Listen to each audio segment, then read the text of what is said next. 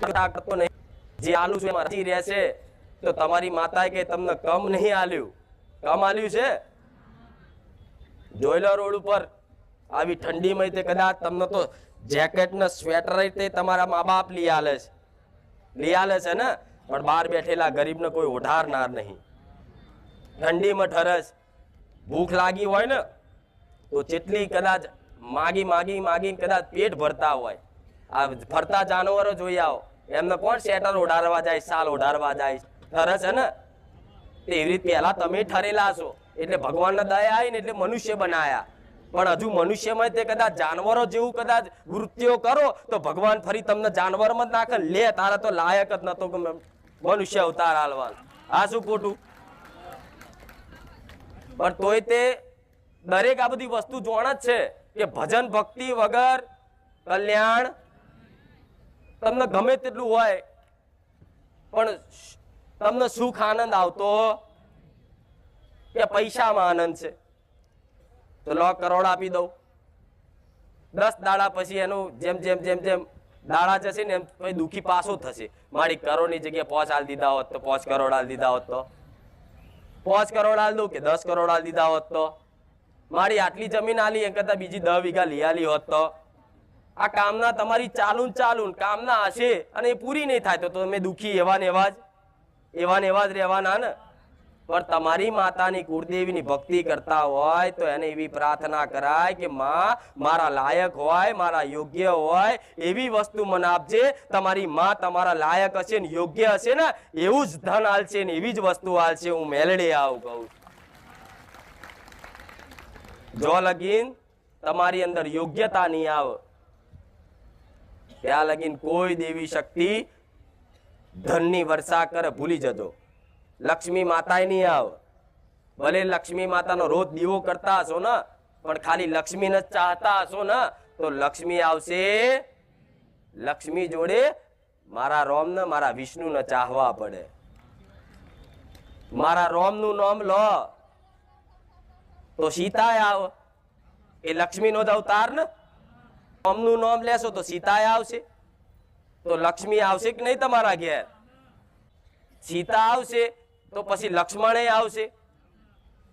જે તરત તમારો કોઈ વિરોધ કરતું હોય, તમારો કોઈ ખોટું કરતું હોય તરત લડવા ઉભા થઈ જાય, નામ લક્ષ્મણ. અને પછી હનુમાનજી આવશે. ચમ જે રોમના ભક્તો હોય એની હનુમાનજી હંમેશા રક્ષા. તો તમારા ઘેર રોમ બેઠા હશે, રોમને ભજતા હશો તો તમારા ઉંમરે હનુમાનજી ચમ ના ઉભા રહ્યા કે નહીં? તો હનુમાનજીની હનુમાન ચાલીસા સાંભળી છે ને કે ભૂત પિશાચ નિકટ નહીં આવે, મહાવીર જબ નામ સુનાવે. સાંભળ્યું છે ને?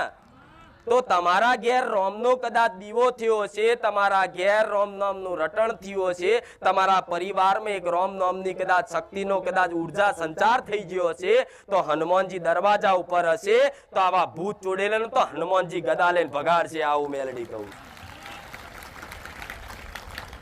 એવા દુષ્ટ આત્મા કોઈ દુષ્ટ શક્તિ તમારા ઘેર નહીં આવે તો લક્ષ્મી તો રોમ જોડે જ રહેવાની, વિષ્ણુ જોડે જ રહેવાની.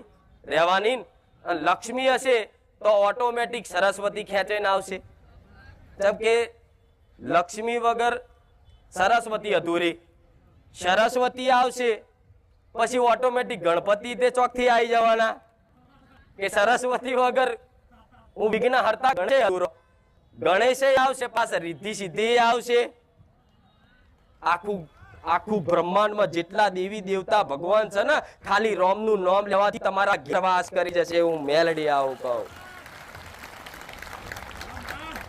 બુદ્ધિ વિદ્યા બલ જોઈએ. બુદ્ધિ વિદ્યા તો તમારા ઘેર શંકરે આવશે. દરેક દેવી દેવતા ભગવાન તમારા ઘેર જ આવશે. અને ઘેર આવી જાય ભગવાન પછી તમારી માતા ચોઈ જશે. તો હું એવું કહું છું આ રોમ નો સમય છે તો ઓળખી જોડજો. આખી દુનિયામાં એમને રોમ નહીં થતું. આ સમય બનાવ્યો છે, ચોઘડિયું બન્યું છે, સમય પાક્યો છે, ઓળખી જોડજો. આ ઉત્તરાયણ આવે છે ને પવન ઓમનો હોય, ઉત્તરમાં દક્ષિણમાં પવન હોય તો આપણે એ દિશામાં પતંગ ઉડાડવી પડે ને.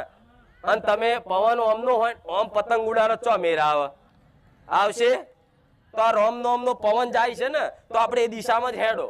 હું એવું કહું છું, કોઈ નડવા વાળા દેવનો જો નડવા દઉં, મેલડી મટી જાય. ગમે તેવા રાક્ષસ જેવા દેવ હશે ને, પણ મારા રોમનું ઘેર કદાચ નોમ હશે, જેના મુખે નોમ હશે, જેના ઘેર રોમનો વાસ હશે ને, અને જેના ઘેર રોમ જેવી મર્યાદા હશે ને, એના ઘેર બધા દુષ્ટ રાક્ષસ દાનવ માનવ બધા લાઈનમાં ઉભા રહે, એની રજા વગર ના આવે. હું મેલડી આવું કહું. If this excites you and if you are really interested in creating your first AI-powered